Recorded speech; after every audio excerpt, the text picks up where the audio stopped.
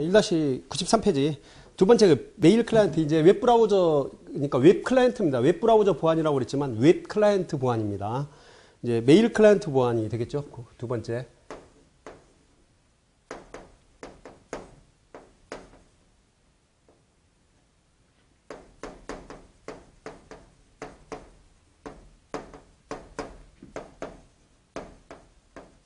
자, 우리가 메일 하면 이메일 합니다. 일렉트로닉 메일을 해서 이메일이라고 그러는데, 지금 여러분 요즘에는 그렇게 사용을 하지 않습니다. 요즘에는 다 웹메일, 뭐 다음이라든가 또는 네이버, 뭐 네이토 뭐 이런 데서 웹메일 사용하기 때문에 여기서 얘기하는 웹 클라이언트는 그거 약간 좀 다릅니다. 여러분들 지금 뭐 아웃룩 익스프레스라든가 이 웹 클라이언트가 서버에서 메일이 온 것을 서버에서 메일 데이터를 받아다가 읽어주는 이런 형식보다는 웹에서에 저장되어 있는 그 메일 데이터를 웹 브라우저로 그대로 바로 읽을 수 있도록 편리하죠. 하이퍼텍스트로 보여주니까. 이런 차원이기 때문에 여기서 얘기하는 메일 클라이언트 보안은 아웃룩 익스프레스를 생각을 하는 겁니다. 클라이언트 그 자체로. 웹에서 보여주는 형식이 아니고, 이제 그걸 염두에 두고 여러분들이 들으셔야 돼요. 웹메일을 상상하시면 헷갈리니까 먼저, 메일 클라이언트라는 아웃룩 익스프레스라는 게 따로 있구나. 지금도 있습니다. 지금은 오피스에 포함이 되어 있었지만 예전에 98, XP 정도만 돼도 아웃룩 익스프레스가 메일 클라이언트로 따로 존재했었거든요. 자, 공격자의 뉴스그룹 방문 시 아웃룩 익스프레스 메일 프로그램에 설치되어 사용자 컴퓨터를 컨트롤할 수 있는 공격에 노출될 수 있다. 그랬었어요. 이 클라이언트 자체의 취약성 때문에 공격자가 악성 스크립트를 메일에 첨부하여 보내면 수신자가 메일을 확인하거나 읽는 순간 악성 스크립트에 의해서 공격당할 수가 있다. 이건 메일 클라이언트뿐만 아니라 모든 것들이 그렇죠. 프로그램 마찬가지고. 어쨌든 아웃룩 익스프레스에서의 이런 취약성이 있다는 것만 기억을 하시면 되고. 1번 메일 필터링 기법. 자, 도구 메시지 규칙 기능을 이용해서 메일, 뉴스, 차단할 보낸 사람 목록의 기능을 이용하거나 제목, 내용, 첨부 파일 등에 대한 그런 메시지 규칙을 설정해서 메일 필터링이 가능하게 되죠. 여러분들 아웃룩 익스프레스에 들어가면 거기에도 도구에 또 계정 옵션이라든가 다 있습니다. 인터넷 익스플로러처럼 거기 들어가면 이렇게 설정을 해서 다 추가해서 차단을 시킬 수가 있다는 얘기예요. 그 다음 순간 악성 스크립트에서 공격당할 수가 있다 하고, 그 다음 메일 주소 또는 도메인으로 메일을 차단할 수도 있습니다. 그 안에 설정에 들어가면. 그 다음 두 번째, 첨부 파일 보안. 메일의 첨부 파일을 이용한 웜 및 악성 스크립트를 이용한 공격이 가능하므로 송신자 메일 주소 및 메일 제목으로 확인하여 불필요한 메일을 삭제하는 것이 최선이다. 당근이죠. 그것이 상식적인 거고. 3번. 그 다음에 PGP 활용. PGP가 여기 이제 나오게 됩니다. PGP. 자, 여기 지금 그 웹브라우저 보안 프로토콜에서 SHTTP가 있고 또 SSL이 이렇게 쌍벽으로 있는다면 메일 클라이언트 보안에서 또 둘이 나와요. 여기에 지금 PGP가 나오죠. PGP가 나오면 또 얘와 아주 쌍벽을 이루는 PGP보다는 PEM이라는 게 있습니다. 자, 프라이버시 굿, 프레티 굿 프라이버시. 얘는 프라이버시 인핸스드 메일이라고 해서 어차피 보안 메일 프로토콜입니다. 보안 메일 프로토콜을 우리가 PM이라고 하는 거죠. 얘도 살짝만 비교해보고 뒤에 보면요. 뒤에 가면 자세히 나와요. 이 중에서 누가 더 많이 대중적일까요? 얘가 대중적입니다. 대중적. PGP가. 얘는 잘 사용하지 않아요. 얘하고 은근히 비교해서 기억하면 상당히 좋다. 자, SHTTP와 SSL은 누가 대중적이에요? SSL. 자, 메일 프로토콜, 메일 클라이언트 프로토콜에서는 PGP와 PEM 누가 대중적? PGP. 자, SSL은 어디에서? 넷스케이프사에서 만들었어요. PGP는 개인이 만들었어요. 누가 하면 필 짐머만이. 필 짐머만이라는 개인이 만든 메일 보안 프로토콜이 더 많이 사용을 하게 돼요. 지금도 우리가 대부분 쓰는 게 PGP입니다. 자, 이런 걸 보시면 돼. PEM은 여기는 IETF라고 국제 표준입니다. 인터넷 엔지니어링 태스크포스 국제 표준에서 만들었어요. 얘는 많이 사용하지 않는다는 거죠. 물론 조금만 더 하면 얘는 표준이고요. 아니다 보니까 보안은 누가 뛰어날까요? 보안성은 PEM이 더 뛰어나요. PGP와 비교했을 때 보안성이 좀 약하고, 자, 이런 것들로 비교할 수가 있다는 얘기죠. 일단 비교가 되죠. PGP와 PEM, 또 SHTTP와 SSL. 잘 기억을 하십시오. 한번 보고 또 한번 설명을 드리겠습니다. 자, 사용자가 작성한 이메일의 내용과 첨부되는 파일을 암호하여 이메일 수신자만이 그 내용을 볼 수 있도록 하는 기밀성을 제공을 한다. 보안 프로토콜이니까.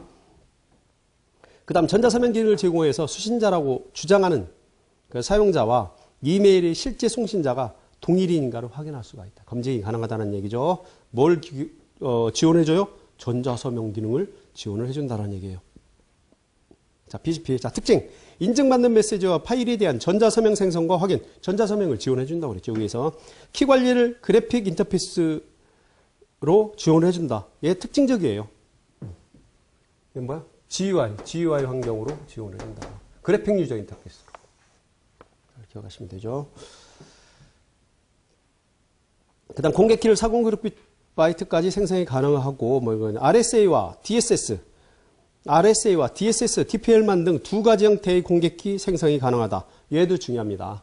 RSS와 공개키 암호 알고리즘이거든요. DSS도 디지털 시그너처 스탠다드라는 이 서명 알고리즘을 사용할 수도 있고, 또 DPL만이라는 요 알고리즘을 사용할 수도 있다는 두 가지 방식, RSA와 그 다음 DSS, DPL만 두 가지 형태로 공개키를 생성할 수 있다는 거 기억을 하시고, 그다음 공개키 서버와 직접 연결되어 있어 공개키 분배 및 취득이 간편하다. 직접 연결되어 있어서. 좀 더 나가면요, PGP는 분산 관리입니다. 얘는 중앙 집중이에요.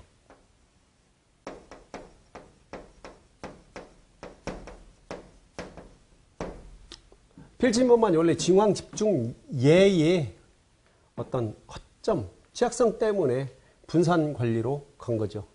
왜냐하면 미국에서 보니까 중앙에서 다 해서, 예를 들면 CIA에서 우리나라 뭐 국정원 같으면 온 국민이 보내는 메일을 다 감시하고 있는 거예요. 보고 캡처해서 계속 저장해서. 안 되겠다는 얘기예요. 왜? 중앙에서 한 군데에서 다 모아지니까. 그래서 그거를 반기를 들었다면 그렇지만 그런 취약성을 없애기 위해서 필지머만이 PGP를 다시 만들어내는 거예요. Pretty good privacy야. 그죠? 프로토콜 이름도 이쁘잖아요. 자, 그렇게 알아두시면 되고요. 그 다음 활용 방법. 셋업 프로그램을 이용하여 설치하면 최초 사용자는 개인키, 공개키 생성하게 하고, 개인키는 안전하게 자신의 컴퓨터의 비밀번호를 암호하여 저장하고, 공개키는 다른 사용자에게 사용할 수 있도록 분배해줘야 된다. 뭐가 공개키를 사용하기 때문에. RSA와 그 다음 DSS 또는 DPL만 사용한다고 그랬죠. 그 다음 다른 사용자들이 여러 사용자의 공개키를 가지고 있어야 여러 사람에게 암호문을 전송할 수 있고, 여러 사람이 생성한 전자서명의 확인이 가능하다는 거 다 가지고 있고, 공개키 서버와 접속이 되기 때문에 확인하는데 편리하다라고 그랬죠. 잘 기억하시면 됩니다. 자, 94페이지.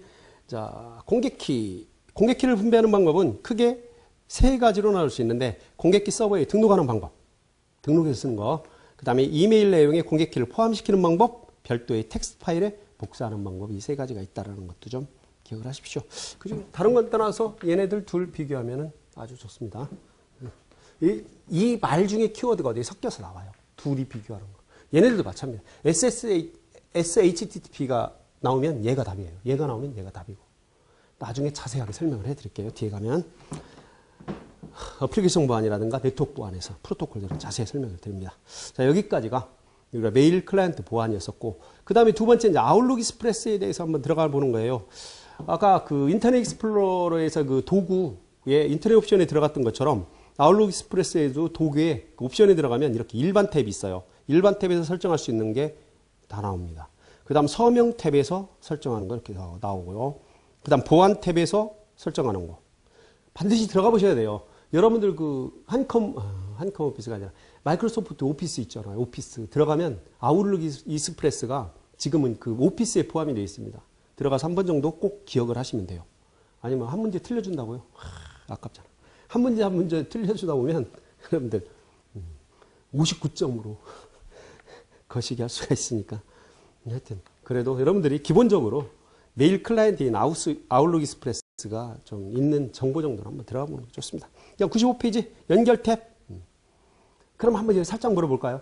익스플로러의 연결 탭에서는 뭐 설정해 줬었죠, 거기서? 그거 중요해서 물어보는 겁니다. 연결이니까 모뎀으로 연결한다든가 VPN 또는 랜으로 연결되는 이런 것들을 설정해 주는 거였었죠. 자, 메일에서는 뭐를 설정해 줘요? 여기도 전화 접속으로라든가 이런 거 하는 것들 다 설정을 해주죠. 그걸 참고해서 좀 기억을 하시고. 그다음 큰 세 번째, 아웃룩 익스프레스 암호화 디지털 서명 적용하기. 여기 뭐 도구 옵션에 보안 탭에 들어가서 모든 메시지 내용 및 첨부 파일 암호화와 보내는 모든 메시지에 대한 디지털 서명의 체킹만 하면 돼요. 거기 그 밑에 부분이 있죠. 이미지 거기 박스 처리하는데 좀 약간 흐리게 해서 제가 잘 표시는 안 나는 나오죠. 보내는 모든 메시지의 그 내용의 파일 첨부 파일 암호화 나오죠. 보내는 모든 메시지의 디지털 서명 체킹만 하면 됩니다. 서명이 사용하려면 적용하려면. 그다음 아웃룩 익스프레스 실행 메일 작성과 도구 암호화에 디지털 서명 체크 나오죠. 도구 암호화에서 밑에 그 박스 처리해놨죠. 메뉴에 그렇게 해서 적용을 시킬 수가 있다라는 거. 그런데 이게 시험에 나오기는 어렵고 크게 묶어서 아웃룩 익스프레스 안에서 이런 암호화라든가 디지털 서명 기능을 제공한다는 것만 여러분들이 알아두시면 됩니다. 자, 여기까지가 우리가 메일 클라이언트 보안에 대한 설명이었어요. 중요한 건 PGP와 PEM입니다. 나머지는 거의 상식으로도 거의 풀어낼 수 있습니다. 어플리케이션 보안이 아니니까 지금은 이쯤에서 나오면. 자, 그 다음에 이제 큰 세 번째 섹션 3입니다. 공개 해킹 도구에 대한 이해와 대응. 뭐, 예, 중요하죠. 뭐 얘만 중요한 건 아닙니다. 상당히 다 중요하죠. 다 중요하죠. 그러면은 이쪽부터 한번 지우고 해볼까요? 자.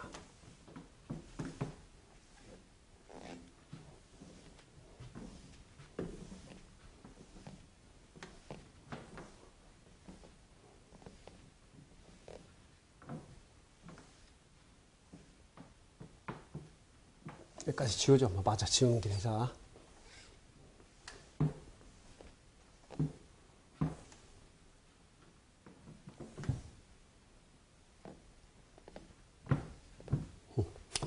자, 공개 해킹 도구에 대한 이해와 대응이고, 해킹 도구에 대해서 보겠습니다. 해킹 도구. 자, 중요합니다. 자.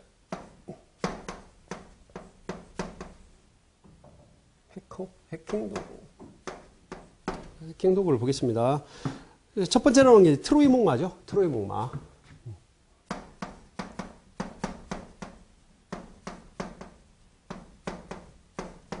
자, 트로이 목마입니다. 트로이 목마하면 어떤 하나의 어떤 악성 프로그램이라든가 이런 거로 이루어진 게 아니라 대부분 트로이 목마라는 게 많이 있죠. 그런 것들을 다 포괄한다는 개념으로 보셔야 돼요. 자, 개념. 자기 복제 능력이 없으면 여러 번 얘기했죠. 자기 복제 능력 있는 건 웜입니다. 프로그램 내에서 악의적인 기능을 내장하여 유포하거나 그 프로그램 자체를 위장하여 유포를 한다는 얘기죠. 특징, 원격 조정, 데이터 유출, 원격 조정합니다. 또 어떤 공격자가, 그죠? 악의적인 사용자가 원하는 대로 실행도 가능하니까. 데이터 유출, 시스템 파일 파괴, 파일 파괴입니다. 파일 삭제라든가 파괴하니까 좀 원해서 파일 삭제. 그 다음 프락시, FTP 전송, 안티바이러스 기능을 정지시키는 거야. 이런 기능을 숨어서 많이 한다는 거고. 대표적인 트로이 목마 종류 거기 나와 있습니다. 일단 넷버스. 이거 한 번씩 자세히 읽어보셔야 돼. 자세히, 암기보다는 자세히 읽어보셔야 돼. 그 다음 1, 2, 3, 4, 5 포트를 사용하고 가장 사용하기 쉽고 유포하기 쉬운 트로이 목마. 되게 재밌습니다. 넷버스 한번. 이게 지금은 인터넷에서 그 보안 해킹 툴은 다 불법이죠. 올려놔 있으면. 그런데 여러분들이 그 넷버스 정도는 한번 잘 찾으면 나와요. 구글이나 이런 데서 찾아서 한번 해보세요. 이거 뭐 재밌다라고 하면 그렇지만 그냥 그 대신 이걸 가지고 뭐 나쁜 쪽으로 사용하면 안 되고 그냥 옆작국 친구하고 약간 뭐 테스트 한다든가 재미삼아서 조금만 해보시면 돼. 뭐 하면 막 뭐 CD롬 드라이브 문도 열었다 닫았다 할 수 있고 화면 그 모니터에 뭐 팝업 창도 띄울 수 있고 그렇습니다. 약간 재밌어요. 재밌어요. 해보셔도 좋고. 그때 악의적인 목적으로 하시면 안 되고. 자, 백 오리피스라는 게 있습니다. 31357 포트를 사용하고 가장 유명하게 제거 툴이 가장 많은 프로그램 목마이다. 백 오리피스는 유명하죠. 백 오리피스는. 자, 스쿨버스. 자, 넷버스이시니까 스쿨버스가 나왔어요. 5431 포트를 사용하고 다른 컴퓨터 접속에 대상 컴퓨터를 제어하는 트로이 목마다. 대상 컴퓨터를 제어한다는 거. 그 다음에 익스큐터는 80번 포트를 사용하고 80번 포트 하면 웹인데, 그죠? 그 감염된 컴퓨터의 시스템 파일을 삭제 시스템을 파괴하는 트로이 목마이고. 그러니까 사일런서 같은 경우는 이제 1001번 포트 사용, 제거 툴은 나와 있지 않다는 거. 스트라이크 2565번 포트 사용, 감지 시스템의 무용지물로 만들어 버린다는 거. 시스템의 드라이브 등 하드디스크를 모두 파괴해요. 부팅이 안 되게 하는 드라이버입니다. 아주 강력한 거죠.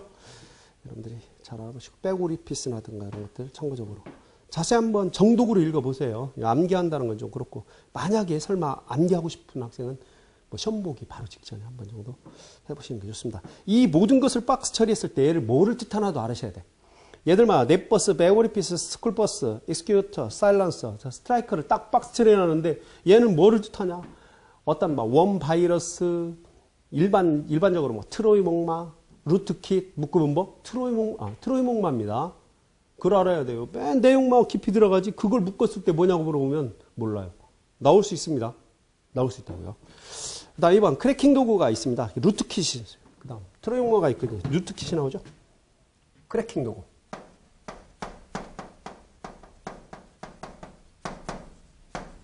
자, 해킹 도구는 뭐고 크래킹 도구는 뭐냐? 해킹 도구는 실질적으로 들어가서 어떤 파일이나 이런 걸 삭제를 하고 사용하지 못하도록 만들고, 이게 강하죠. 직접적인 게.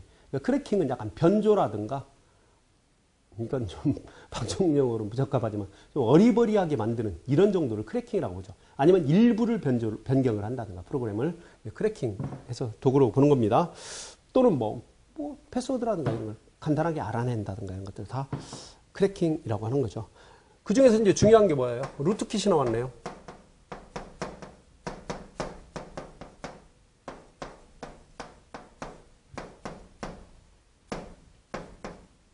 루트킷.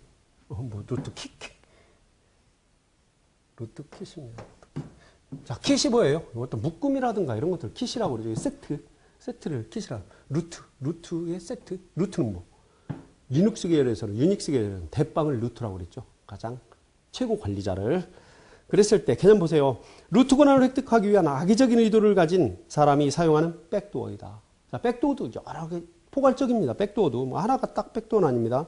트로이 목마 등의 그렇죠. 백도어, 트로이 목마 등의 공격 도구의 집합체야. 그게 다른 말로 여러분들에게 저는 그럽니다. 이 루트킷을 이 공격 툴의 종합 선물 세트라고 그래.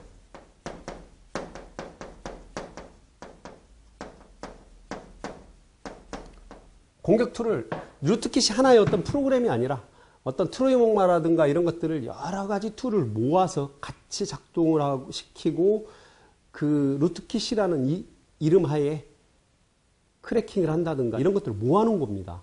모아놓은 것을, 그 모아놓은 걸 우리가 킷이라고 하잖아요. 세트. 그래서 공격 툴의 종합 선물 세트라고 제가 표현하는 이유도 그거야.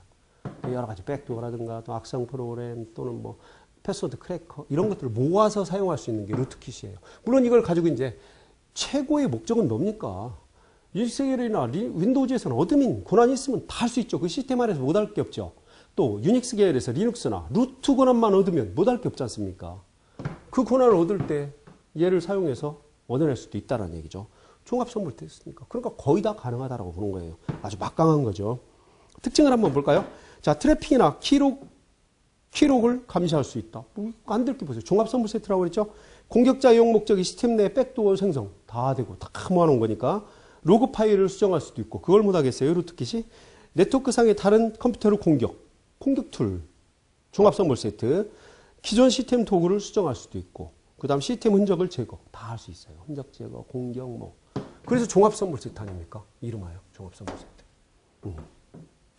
물론 이 특징을 다 모았을 때 이러한 기능을 하는 것을 뭐라고 하느냐? 트로이 목마, 루트킷, 백도어 찾아낼 수 있어야 됩니다. 아셨죠? 이걸 그냥 다짜고짜 막 이것만 잡고 암기를 해서는 안 돼. 이걸 묶고 놨을 때 얘가 루트킷의 특징 기능이라는 것도 여러분들이 알아두셔야 된다는 거. 그다음 기능. 시스템 접근권을 획득하여 공격자의 의도대로 사용이 가능하다. 당근이죠. 루트 권한만 얻는다면. 탐지 방법. 안티 루트킷을 사용해서 검출한다. 간단해요. 안티 루트킷. 루트킷이니까 안티 루트킷. 탐지 방법. 그러니까 작동 모드는 유저 모드. 가장 낮은 권한을 가진 링3 권한을 가지게 되므로 중앙 처리 장치 등에 큰 영향을 주는 명령을 실행할 수가 없다. 유저 모드니까. 일반 유저 모드. 커널 모드는 가장 하드웨어적으로 보면 깊이 낮게 있지만 권한은 세죠. 링 제로의 권한을 획득해서 사용할 수 있으니까 상당히 강력한. 링 제로 권한만 얻는다면 루트킷으로 거의 다 끝난 거죠. 게임 오버. 그런 식으로 보자. 여기 보면 이제 커널 그 운영체제 안에서의 커널 그 작동 모드인데 이 작동 모드가 링 제로부터 3까지가 있습니다. 링 제로가 이 커널이 주로 하는 거. 그 다음 링 1, 2 중앙 관리자 정도, 운영체제 정도 수준. 그 다음 링 3가 일반 사용자 수준의 링이 있어요. 이렇게. 뭐 제가 그려드리진 않을게요.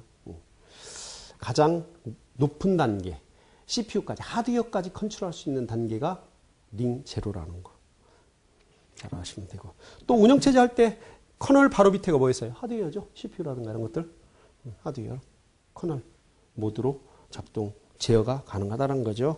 여러분들이 잘 기억을 하시기 바랍니다. 루트킷에 대한 설명. 루트킷 중요합니다. 시험에 잘 나와요. 꼭 기능이라든가 이런 개념, 특징 꼭 잘 기억을 해 두십시오. 제가 판서는 안 하고 말로만 설명을 드리죠. 그 다음에 두 번째 나온 게 이제 패스워드 크랙입니다. 패스워드 크랙. 루트킷은 설명을 드렸고. 하여튼 종합선부 세트에 포함이 되는 거예요.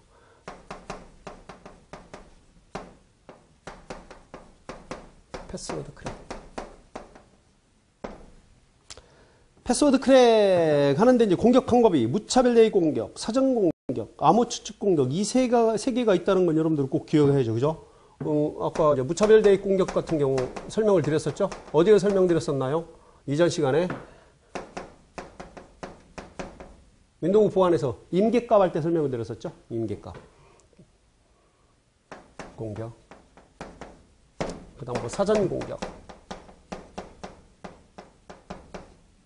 그 다음 패스워드 추측 공격. 이 세 가지는 꼭 기억을 하셔야죠. 패스워드 크랙 공격 방법.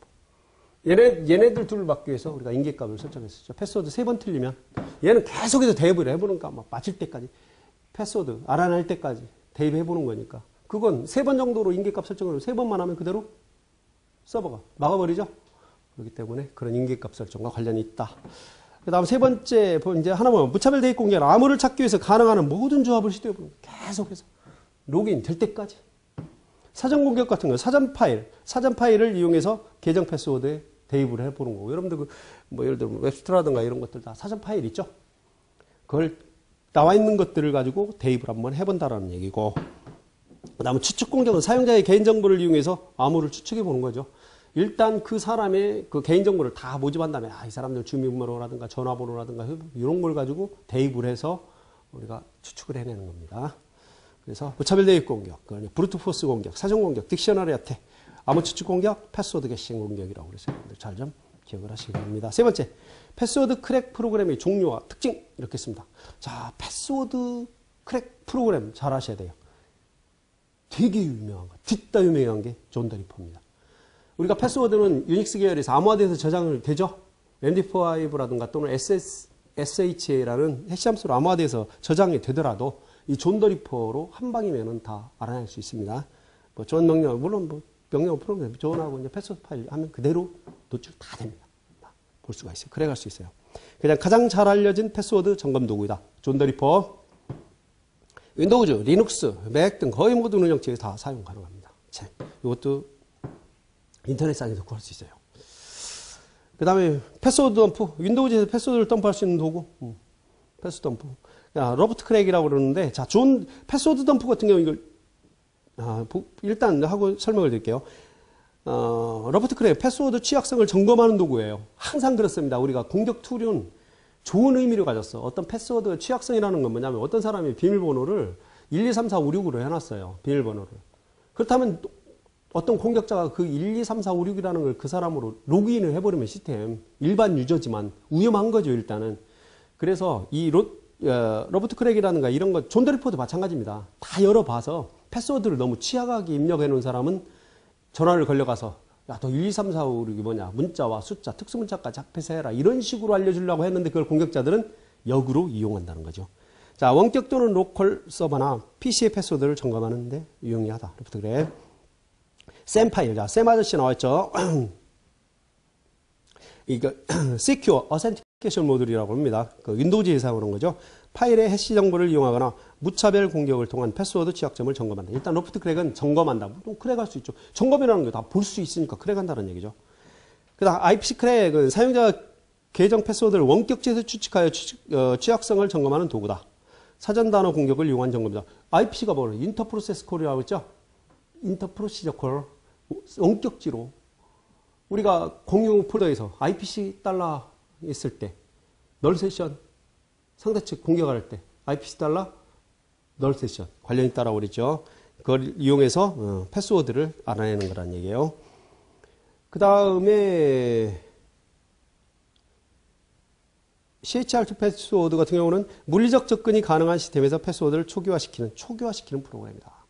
자, 이것도 PW 들어가기 때문에 패스워드 할 수 있죠. ERD 커맨드는 윈도우 2003에서 패스워드를 분실 시 복구할 수 있는 경우에 사용하는 거고, 이게 복구하는 명령어인데 이제 그런 식으로 사용할 수가 있다는 거죠. 알기만 하면.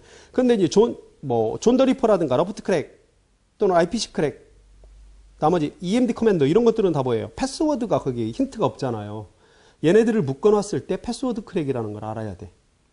다 묶어놨을 때. 뭐 존 더 리퍼라든가 패스워드 덤프 이런 거 잘 안 나와요. 거기 패스워드 딱 나오잖아. 보이게. 로프트 크랙 안 나오죠. 패스워드 없잖아. 거기에. IPC 크랙 패스워드 없잖아요. 그 밑에 이제 CHRT, PW도 패스워드라는 게 있잖아. 하지만 EMD 커맨드도 없잖아요. 얘네들을 묶어놨을 때 이게 패스워드 크랙 프로그램이라는 걸 알아둬야 된다. 그런 식으로 잘 나옵니다. 시험 문제.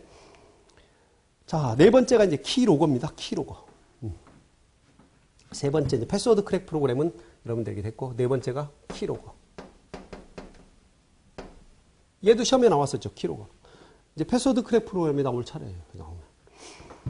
개념은 사용자의 키보드 움직임을 탐지해서 아이디, 패스워드, 계좌 정보, 카드 번호 등 중요한 개념과 유출되도록 하는 프로그램입니다. 여러분들 그래서 이 키로거를 방지하기 위해서 금융 사이트라든가 어디에 들어가면 첫 번째로 하는 게 뭐예요? 키보드 보안 프로그램에 다운로드 자동으로 설치돼서 받게 되잖아. 우측 하단에 오면 이제 암호화 중 키보드 보안 이렇게 하는 거죠. 왜 그러냐면 내가 입력하는 키값에 따라서 로그 정보를 저장을 해서 원하는 공격자에게 전송을 하게 된다는 얘기예요. 그러면 이 사람의 계좌번호는 몇 번. 왜? 키값이 다 있기 때문에. 키보드의 키값이. 종류. 자, 키카피, 키로긴, 그 다음 키로그 25, 윈헉, 퍼펙트 키록. 여기 보니까 키 아니면 키록 다 들어가 있죠. 뭐만 안 들어가 있어요? 윈허크만 안 들어가 있어요. 그래서 얘만 대놓고 이게 키로그 프로그램이라는 걸 찾게 만들어 놨었어요. 물론 뭐 윈헉만 나온 게 아니고 위에 있는 사용자 키보드 움직임을 탐지해낸다 이런 것들을 박스에다 넣어놓고 그럼 위에서 나타나는 보기는 뭘 나타내냐? 키로그 프로그램이다. 그래서 자꾸 이제 패스워드 크랙 프로그램도 존 더 리퍼, 패스워드 로프트 크랙, IPC 크랙 이런 것들을 묶어놨을 때 이게 패스워드 크랙이라는 걸 알고 있어야 된다. 여러분들이. 자, 키로그 프로그램 밑에 보세요. 키록 25 또는 키록 밑에 SK 키록, 그 다음 윈호크 잘 기억을 하시고요. 그 다음 설치 컴퓨터에 그 자판을 입력하는 정보를 파일로 저장을 하는 거고, 키로그 다 그 목적입니다. SK 키로그 키보드 입력을 로그로 남기며 지정된 시간에 설정된 공격자 메일로 로그 파일 및 자동 전송 기능을 포함하고 있다. SK 로그 중요한 거예요. 그래서 자동 전송 기능까지. 윈허크 그 다음에 트로이잔 스파이의 한 종류로서 감염되는 시스템의 다양한 정보 유출을 통해서 제작된 트로이 목마이다. 윈허크 얘도 키보드로 정보 유출하는 것이다. SK 키로그 나오죠? 자동으로 이메일로 공격자에게 전송을 한다는 거. 대신 키로그 25, SK 키로그, 윈허크 특히 키로그 프로그램이라는 거 꼭 기억하세요. 특히 윈허크가 거기에 어떤 의미도 이렇게 포함되어 있지 않았잖아요. 다음에 키로그 25 이런 건 안 내요. 뭐 키로그라는 거 다 나와 있는데 거기. 자, 그래서 4번에 키로그 보십시오. 자, 3번. 그래서 한번 악성 소프트웨어의 특성 분류였습니다. 악성 소프트웨어의 특성 분류. 자, 감염성 컴퓨터 바이러스, 매크로 바이러스, 웜. 감염성 뭐 전파된다 안 된다, 뭐 컴퓨터 내부에 있느냐 또는 어떤 운영체제와 관련이 있느냐 없느냐. 그다음 은폐성, 트로이목마, 루트킷, 백도어 얘네들은 다 은폐성 있죠. 루트킷도 숨어 있는 거예요. 물론 거기에 종합 선물 세트지만. 그다음 트로이목마 얘는 원천적으로 태어나기를 아주 숨어서 뭐 하는 거로 태어났잖아. 그 다음에 백도어 왠지 뒤에 있는 거잖아요. 그죠? 뒷문으로 만들어 놓은 거. 은폐성. 그러니까 유형 목적 프라이버시 침해 소프트웨어, 스파이웨어, 본넷, 키로깅, 웹 위협 뭐 이런 것들 다 뭐 이윤을 목적으로 하죠. 요즘엔 특히 해킹은 이윤 목적으로 합니다. 물론 남의 불행이 나의 행복으로 보기 위해서 공격을 하기도 하지만 도스 공격 같은 경우 디도스 공격 하지만 요즘에는 막 금융 이런 것들로 많이 하지 않습니까?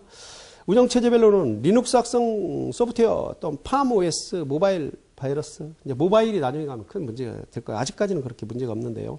보호 바이러스 검사 소프트웨어 방화벽 진입 시스템 데이터 손실 예방 소프트웨어 등을 사용하면 된다. 그렇게 중요한 거는 그죠? 중요한 거는 없다. 자 여기까지가 우리가 해킹 도구에 관련돼 있어요. 자 이제 섹션 3입니다. 도구 활용 보안 관리. 자 여기까지만 하면은 어떻게 얼마나 좀 남았나요? 많이. 힘내십시오. 이제 거의 마지막 섹션 네 번째입니다. 도구 활용 보안 관리. 클라이언트 보안 도구 활용 및 방화벽 운영. 클라이언트 보안 관리. 잘하면 되겠죠. 클라이언트 보안 관리는. 자 1번. 자 윈도우즈 비밀번호 관리 잘해야 되죠. 샘 아저씨 나왔죠? 샘 아저씨 뒤에 가면 나와요. 샘 아저씨.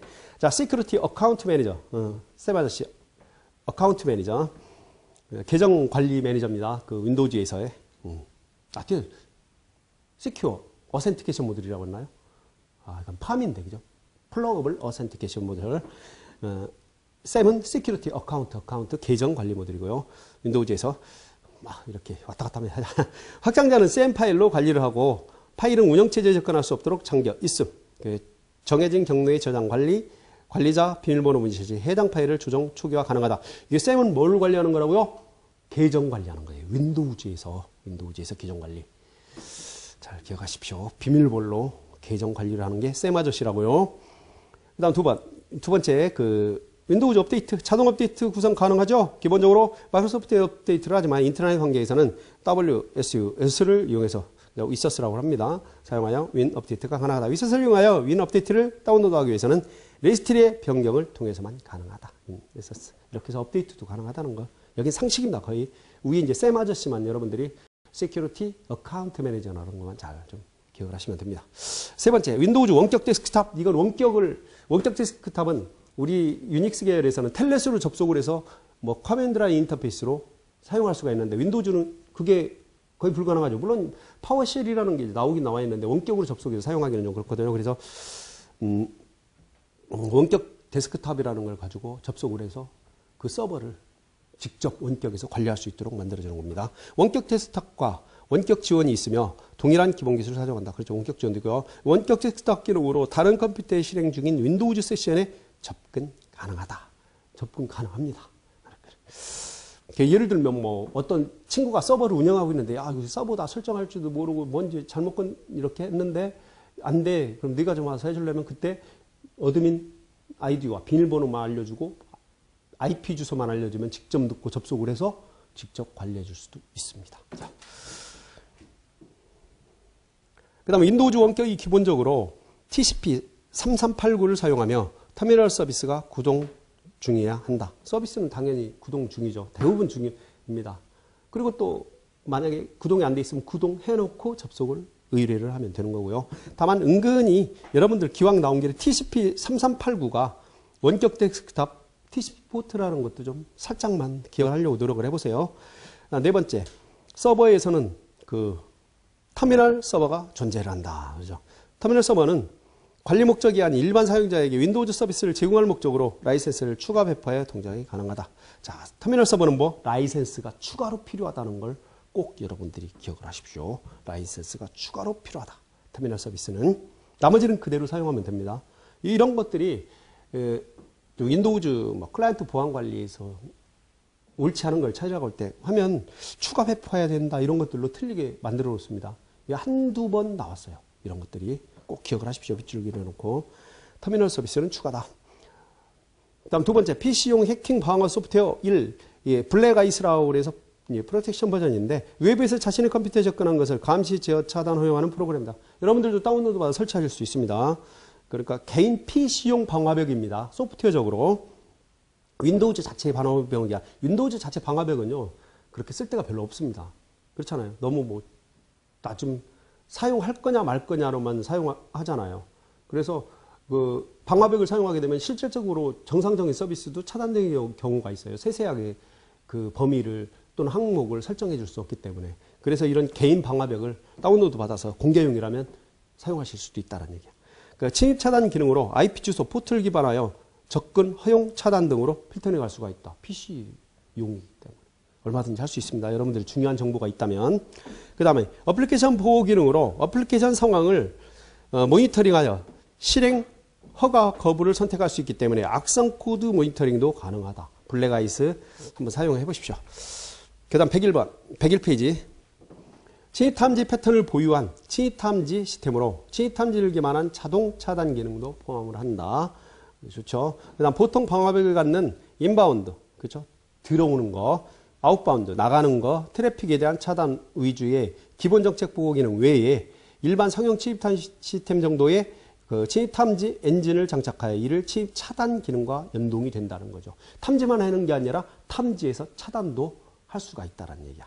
그러니까 여러분들이 블랙아이스 사용합니다. 이 뒤에 나오겠지만 이제 나중에 하면 또 존 알람 이런 것들도 있습니다. 일단 백오리피스 2K, 백오리피스 탐지 도구 및 제거 도구, 누크 방지 도구 등이 있다라고 하시면 돼요. 백오리피스 2K도 BO2K도 백오리피스 탐지 도구라는 걸 좀 알아두시고요. 왜냐면 여기에는 탐지 도구라는 그대의 BO2K만 있잖아, 그냥. 그러니까 잘 기억을 하시고. 그 다음 비주얼 라우터라고 합니다. 얘는 꼭 탐지 도구라기보다는 추적하는 겁니다. 자, IP 주소나 도메인 이름을 이용하여 대상 컴퓨터까지의 라우팅 경로, 네트워크 상태를 확인하는 도구입니다. 예를 들어서 구글을 만약에 여러분들도 다운받아 설치하셔도 됩니다. 비주얼 라우터를 한번 인터넷에 다운받아 설치를 해서 이 URL에다가 뭐 구글닷컴이라고 쳐보세요. 그러면 구글에 거쳐가는 라우터의 IP 어드레스 또 구글이 미국의 어느 위치에 있는지 여기 보면 교재에도 제가 구글을 지금 했을 겁니다. 구글 추적을 해놨는데 이렇게 미국의 어느 지점인지 뭐 네이버 하면 우리나라의 네이버 뭐 예를 들어 경기도 어디 이렇게 딱 표시가 됩니다. 그렇게 해서 그 서버의 위치라든가 이런 데를 추적을 할 때 사용하는 게 비주얼 라우터입니다. 그러니까 어떤 뭐 추적을 하는 거지 이걸 뭐 차단한다든가 이런 것들과는 약간 좀 거리가 좀 있습니다. 그 다음 큰 세 번째 이제 방화벽 활용입니다. SPPF라고 해서 소프트 퍼펙트 퍼스널 파이어월 개인용 PC 방화벽 프로그램이다 라는 얘기 이렇게 돼 있어요. 앞에 나왔던 블랙아이스하고 같습니다. 방화벽. 자, 이것도 설치해서 사용해도 되고요. 자, 그 다음에는 이제 102페이지입니다. 자, 좋은 알람이 나오죠? 얘도 개인용 방화벽입니다. PC용 방화벽. 그래서 PC용 방화벽입니다. 안티바이러스, 방화벽 두 가지 도구로 구분이 된다. 안티바이러스, 그 다음 방화벽. 그 다음 프리웨어고요. 좋은 알람 활용 보면 얼러트, 록, 보안 기능, 프로그램 보호 기능, 설정일 이런 것들이 다 있다라는 거. 이제 요게 이제 거의 최신 버전입니다. 이미지 떠놓은 것이 이런 식으로 해서 그 보안 강도도 조절할 수 있고 또 안티바이러스를 할 거냐 아니면 방화벽 기능만 사용할 거냐를 선택할 수 있습니다. 여러분들이 기억해야 될 거는 존 알람에서 그 얼럿이라든가 럭, 보안 기능, 또 프로그램 보호 기능, 이 실행 설정 기능 이런 것들이 있다라는 거를 꼭 기억을 하시면 됩니다. 그렇게 중요한 것들은 아닌데 우리가 PC용 방화벽에는 몇 가지 없어요. 여기 블랙아이스, 또 소프트 퍼펙트 파이어월, 퍼스널 파이어월, 그 다음에 이제 존 알람 이런 것들이 있죠. 아까 이제 비주얼 라우터 같은 경우는 이제 추적입니다. 그 서버라든가 만약에 이게 공격자라면 공격자가 어느 경로를 통해서 이렇게 왔는지 이런 것들을 추적하는 것들이고 IP나 도메인을 가지고 그렇게 보시면 됩니다. 뭐 백오리피스 BO2K 같은 경우는 이제 백오리피스 탐지 도구였었고요. PC용 방화벽은 그 3개 정도, 4개 정도만 기억을 해서 여러 번 읽어보시면 될 겁니다. 자, 여기까지가 큰 파트였었죠. 챕터 2, 클라이언트 보안이었습니다. 클라이언트 보안. 다음에는 이제 챕터 3, 서버 보안을 해야 되겠죠. 그래서 여러분들 수고 많이 하셨고요. 좀 쉬었다가 이제 서버 보안으로 가도록 하겠습니다. 수고 많이 하셨습니다.